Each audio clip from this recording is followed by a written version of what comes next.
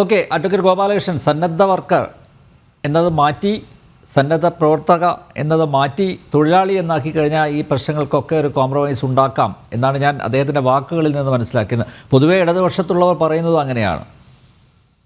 വാസ്തവത്തിൽ ഈ സുരേഷ് ബാബു വളരെ നല്ലൊരു മനുഷ്യനാണ്. പക്ഷെ അദ്ദേഹത്തിന് ഒന്നും പറയാൻ പറ്റില്ല, അദ്ദേഹത്തിന്റെ പാർട്ടിക്കും പറയാൻ പറ്റില്ല. കാരണം നേരത്തെ ശാലിനെ പറഞ്ഞതാണ്, എല്ലാവർക്കും ഭയമാണ് പിണറായി വിജയനെ. ഇപ്പൊ അദ്ദേഹം എന്താ പറഞ്ഞത്, സുരേഷ് ബാബു എന്താ പറഞ്ഞത്? സുരേഷ് ബാബു പറഞ്ഞത് ആശാപ്രവർത്തകരുടെ ഈ കാര്യം തീർച്ചയായും പരിഗണിക്കപ്പെടേണ്ടതാണ്. ഇടതുപക്ഷത്തിന്റെ പ്രകടന പത്രികയിൽ അങ്ങനെ പറഞ്ഞിട്ടുണ്ടെങ്കിൽ കൊടുക്കേണ്ടതാണ്. ഞാൻ വെറുതെ ഒരു നിസ്സാരമായിട്ടുള്ള ഒരു കാര്യം ചോദിക്കുക.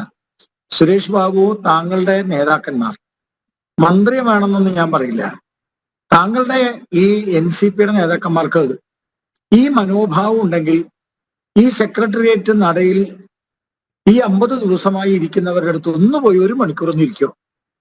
ഞങ്ങൾ നിങ്ങളുടെ കൂടെ ഇരിക്കാൻ തയ്യാറാണ്. ഞങ്ങള് ഈ ആശമാർക്ക് ഇത് കൊടുക്കാൻ ഞങ്ങൾ തീർച്ചയായിട്ടും മുഖ്യമന്ത്രിയോട് പറയും, ഞങ്ങൾ വന്നിരിക്കാൻ തയ്യാറാണ്. ഒന്ന് പോയിരിക്കോ? നിങ്ങളൊന്ന് പോയിരുന്നാൽ കേരളത്തിലെ രാഷ്ട്രീയം മാറും, കേരളത്തിലെ ആശമാരുടെ കാര്യത്തിൽ മാറ്റം സംഭവിക്കും. വെറുതെ നമ്മൾ ഡയലോഗ് അടിച്ചിട്ട് കാര്യമില്ല. ഡയലോഗ് നമുക്ക് ആർക്കോ അടിക്കാം. ഇന്ന് CPMന്റെ സംസ്ഥാന കമ്മിറ്റി അംഗത്തിന്റെ ഒരു ഡയലോഗ് ഉണ്ടല്ലോ, നുണ രാജ്യം ഭരിക്കുമ്പോൾ സത്യം സെൻസർ ചെയ്യപ്പെടും. വാസ്തവത്തിൽ അങ്ങനെയല്ല. കള്ളൻ ക്യാപ്റ്റൻ ആകുമ്പോൾ, ക്യാപ്റ്റൻ കള്ളനാകുമ്പോൾ മാനം മുടിമുറിക്കും. അനിൽ നമ്പ്യാർ കേൾക്കുന്നുണ്ടോ ഞാൻ പറയുന്നത്? ശരിയാ. ക്യാപ്റ്റൻ കള്ളനാകുമ്പോൾ മാനം മുടിമുറിക്കും.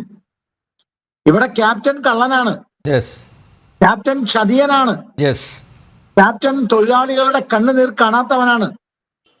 ക്യാപ്റ്റന്റെ കുടുംബവും ക്യാപ്റ്റന്റെ പാർട്ടിയും ക്യാപ്റ്റന്റെ മുതലാളിമാരും ക്യാപ്റ്റന്റെ ഇംഗീതവും മാത്രമാണ്. ക്യാപ്റ്റന് സാധാരണക്കാരന്റെ വിചാരങ്ങളില്ല. അതുകൊണ്ടാണ് മാനം മുടിമുറിച്ചത്.